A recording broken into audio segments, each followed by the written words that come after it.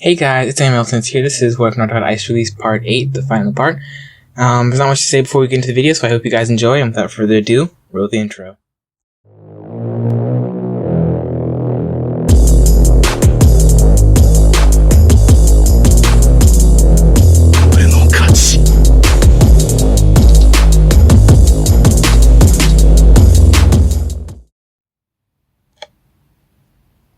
Time skip, 3 days.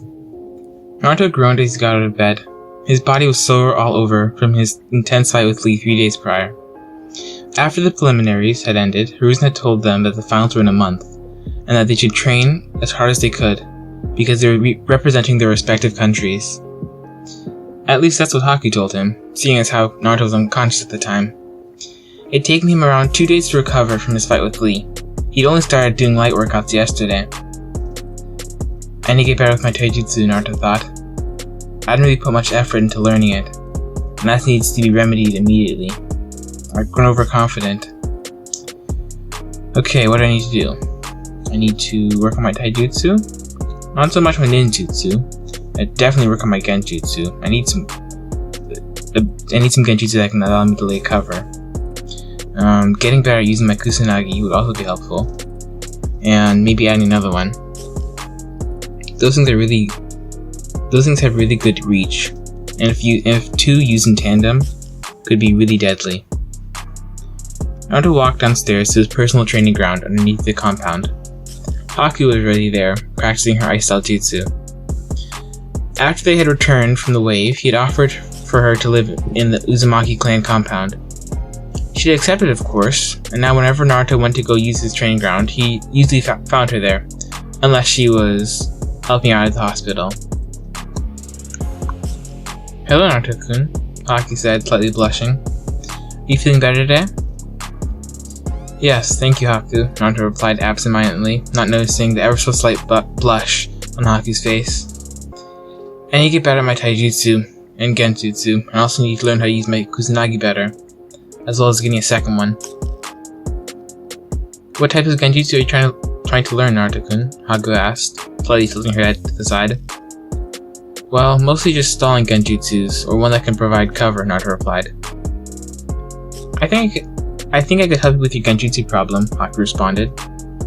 Well, it's actually Ninjutsu Genjutsu hybrid, but for the sake of not saying a bunch of words, let's call it Nin Genjutsu, seeing how its primary function is an obstructing genjutsu. Would you like to learn it? Naruto nodded and Haku continued. Well, it's slightly complicated, but basically you have to use the hidden mist technique, and then use the fog as a basis for a mild genjutsu. The jutsu is set up so that even if someone breaks out of the genjutsu, they're still stuck in the mist, or if they blow away the mist, they're still in the genjutsu. Do you understand? I think so, Naruto said. You use the hidden mist technique, and then use the reflective surface of the water droplets to cast a genjutsu that can hit the target from almost any angle, correct? So even if they manage to break out of the genjutsu, the minute they look at one of the hundreds of thousands of water droplets around them, they get caught in the genjutsu again. Pretty much, Haku said. There are really only two ways for someone to break out of the jutsu. One of them is to have an object that you know is there no matter what happens in the genjutsu, like a rock.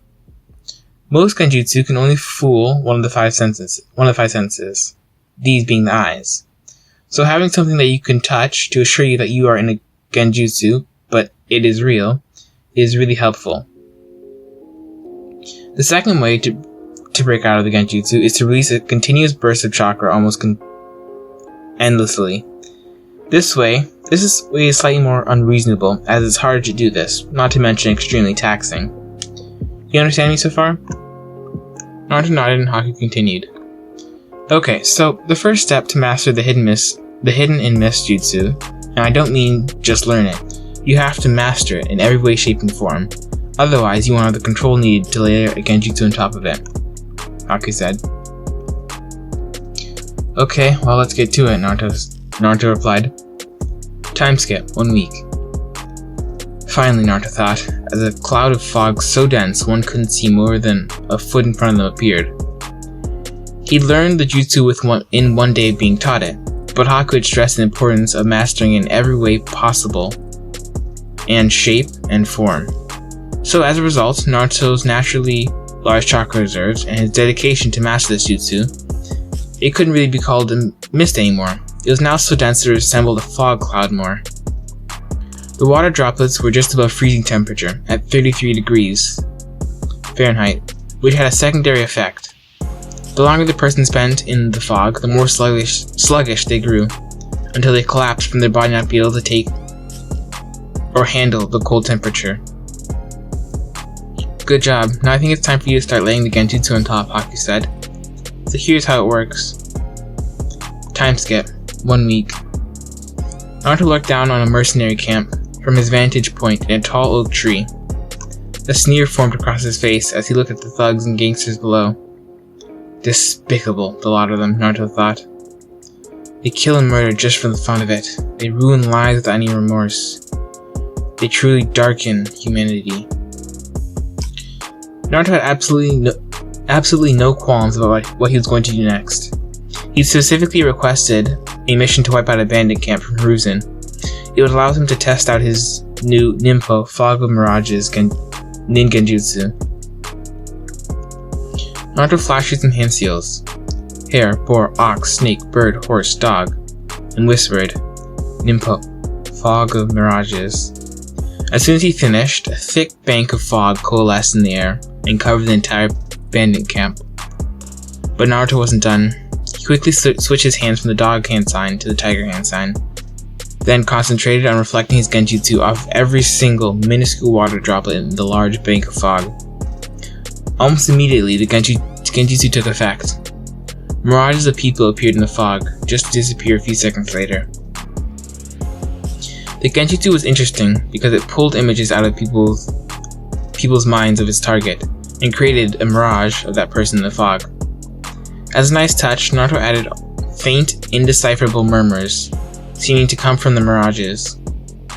A truly maddening experience, Naruto contemplated as he watched the bandits and thugs run around screaming about something or another. The images could probably drive people insane, depending on their mental strength. Naruto-kun, Haku said from her spot in the tree. Please try not to lose yourself when using this jutsu. It can easily be used for good in disposing people who deserve it, but please don't just do whatever with it. It can also be used for some darker purposes, and those would lead you down a very dark path. Naruto nodded, before doing some more hand signs and whispering, lightning style, heart stop. The jutsu was quite simple in actuality. It just combined water and lightning. How it basically worked was it sent a pulse of lightning into the cloud of fog, shocking everybody inside. It held for about a minute. Any person who was caught inside of the fog bank, their heart would stop. It would really only be effective against lower level ninjas, as high Chunin and Jonin would be able to get out of the fog bank a few seconds after they started to get shocked. 2 minutes later, Naruto ended his lightning jutsu. The ground was littered with the bodies of bandits.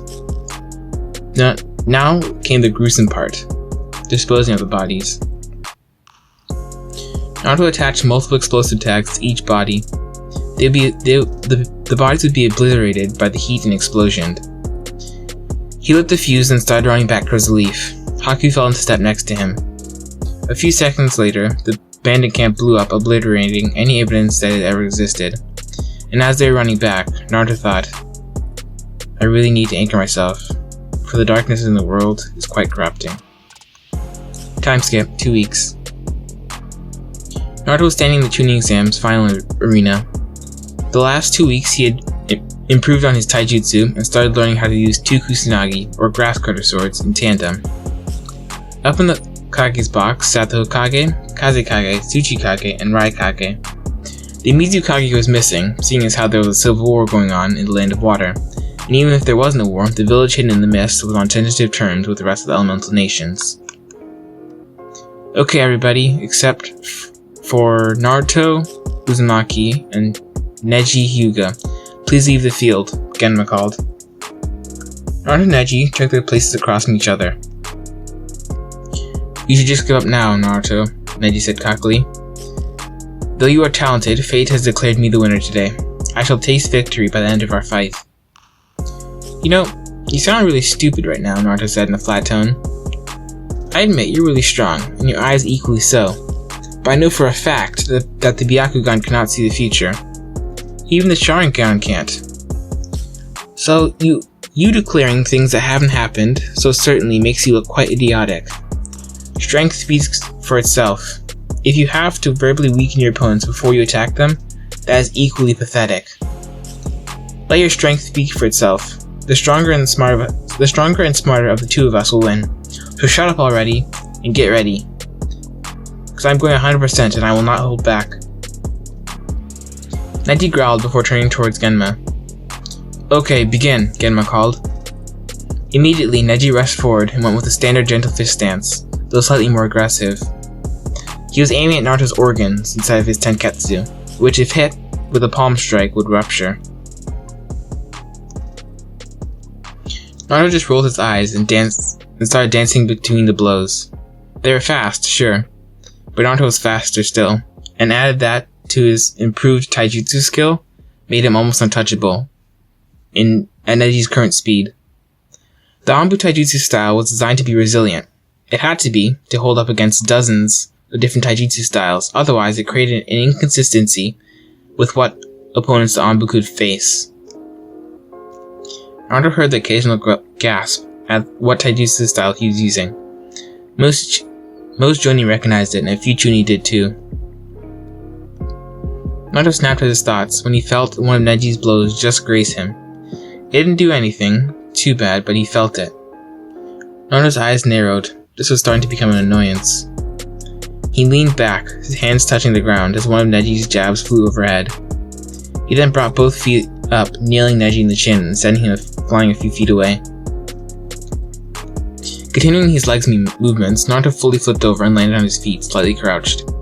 Side note, if you guys don't really remember what I said Naruto was wearing, I said it in like the beginning of part 7 of the series. Though he's also wearing like 2 kusanagi strapped to his back in like an X formation. Anyway, back to the story. Both Naruto's hands were still resting on the handles of his blades. He stayed absolutely still as Neji started moving into a weird stance. What is he doing? Naruto thought. But his mental question was cleared up by the next thing Neji said. This is the end, Naruto, Neji said, still cocky. 8 trigrams, 64 palms. He charged forward faster than before. If one looked closer at his palms, they could see wisps of visible chakra flitting across them. Naruto quickly drew both of his kusanagi and sent chakra into them, causing them to glow slightly blue. He then held both swords in a relaxed but tight grip.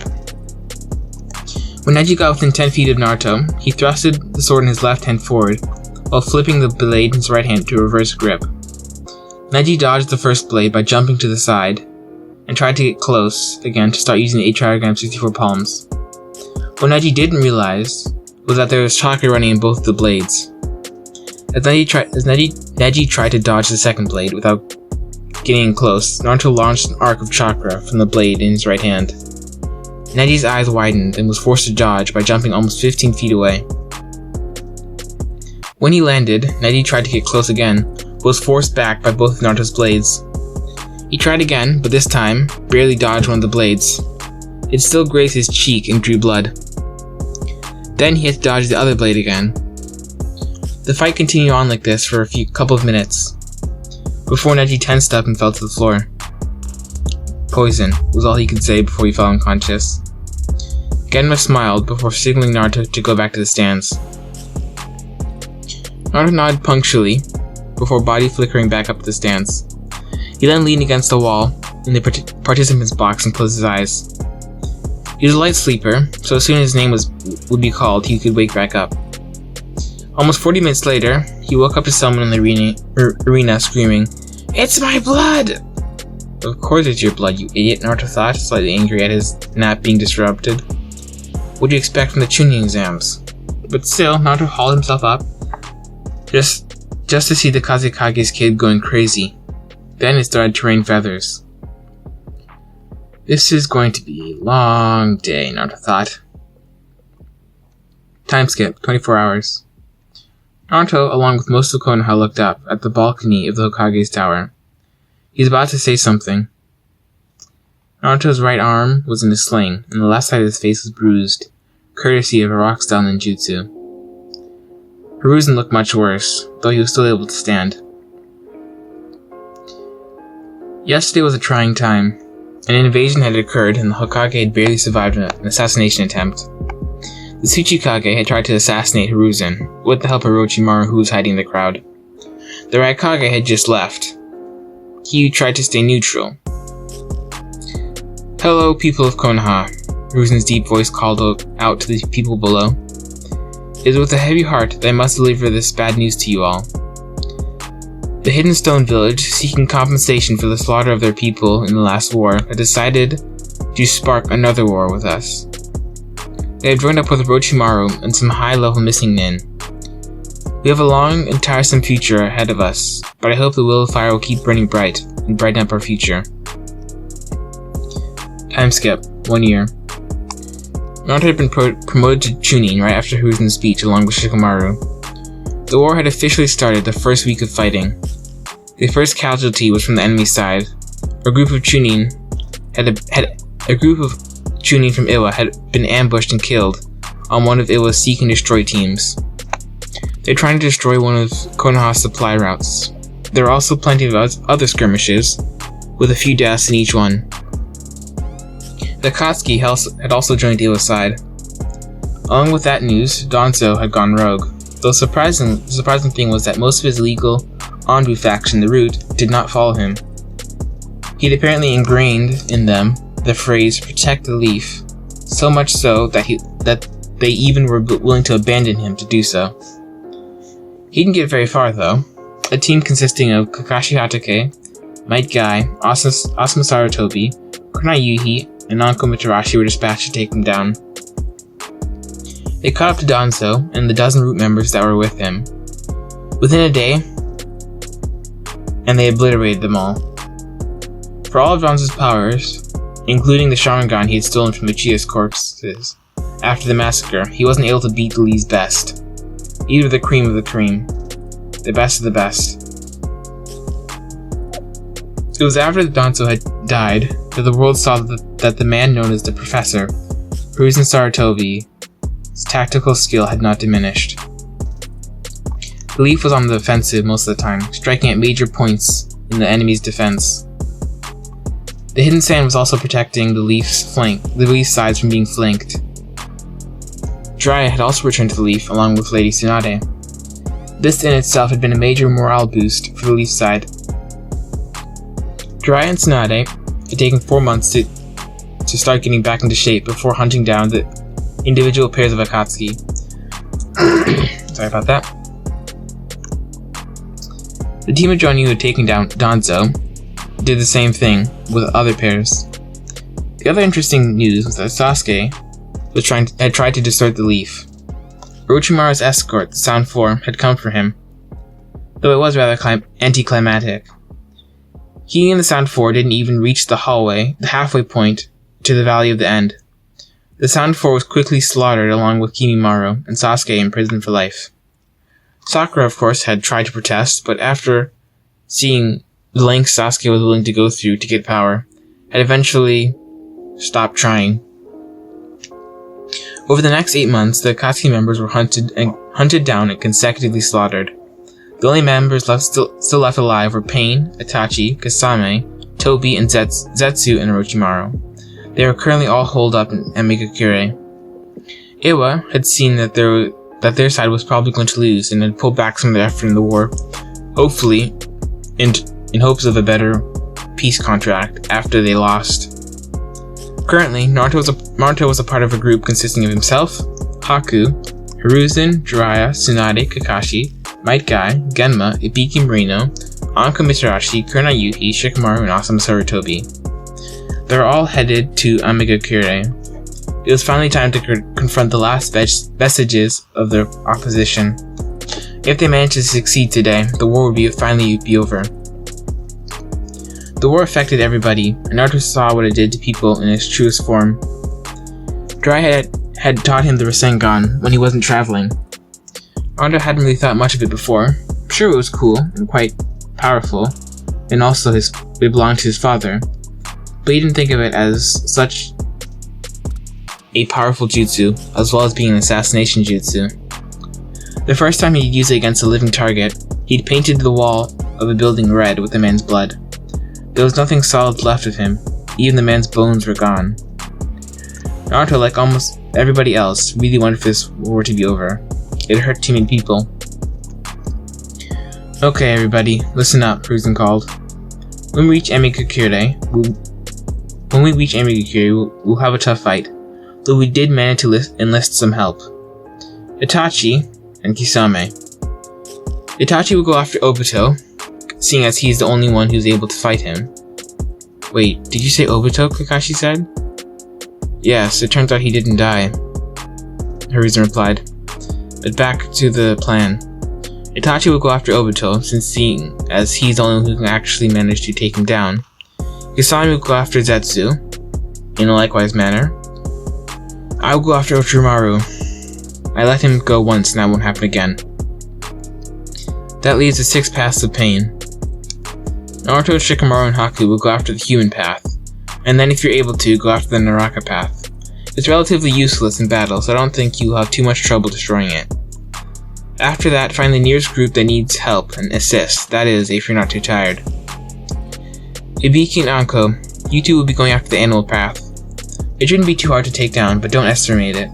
This thing can summon major summons. Genma, Kakashi, and my guy. You 3 will be going after the Preda and Ashura path. Be careful, these paths are strong, so be extremely cautious. Jiraiya, Tsunade, you 2 will be going after the Diva path. It's the strongest of them, so make sure you don't underestimate it at all. Now, you almost know some of us might not make it out here alive. So to whoever doesn't make it alive, know that your efforts are going to giving us a shot at ending this war. Naruto just looked away. Something told him at least one of the people here wasn't going to make it out alive. Time skip, 4 hours. Naruto stared down at Hiruzen's body. His left arm was missing, and his face stained with tears. Hiruzen had sacrificed himself to win this, as Naruto had sacrificed his arm. But still, Naruto felt sad. This man had helped him so much. Flashback. Shikamaru was lying against the opposite wall in the room. He didn't have enough chakra to perform a henge. He'd done his part valiantly, and held down the 2 paths of pain as long as he could. Haku too was almost unconscious, held by the throat of the Naraka path. Its grip was getting steadily tighter, and Naruto could see Haku was dying. This was unacceptable. She had survived an entire year during the war, and he refused to let her die here and now in his account. Powered by rage, Naruto had formed a Rasengan in his right arm, and at the same time he allowed his chakra to chill to frigid temperatures. It radiated so much cold it made it hard to breathe, chilling the air right in Naruto's lungs. Naruto brushed this off. It was insignificant. At the present time, he charged forward, aware that the Rasengan's vibrations as it became more and more unstable. Naruto hoped that it would hold until he reached the path of pain. He kept on getting closer. 30 feet, 20 feet, 10 feet, 5 feet, 1 foot, until he slammed the ball of pure chakra with a temperature of absolute 0 into the path's chest. Simultaneously, he pulled Haku out of his loosening grip and threw her away from the explosion that was sure to come. When the explosion came, it wasn't like anything Naruto had ever felt. All he felt was a cold in his arms, so cold that it felt burning hot, almost like his entire arm was on fire. Before his eyes, Naruto's arm froze solid. Then, a major explosion occurred as the path was launched across the room. Then, as if made out of hardened clay, Naruto's arm shattered. Flashback end. Thank you, old man, for giving me something to live for, Naruto thought. I will make sure the will of fire burns bright. Naruto felt the hand on his shoulder. He turned towards the person, who he found was Haku. She was smiling at him. Maybe the world isn't so dark after all, Naruto thought. Anyway guys, thanks for listening. I hope to see you guys next time. Have a great day.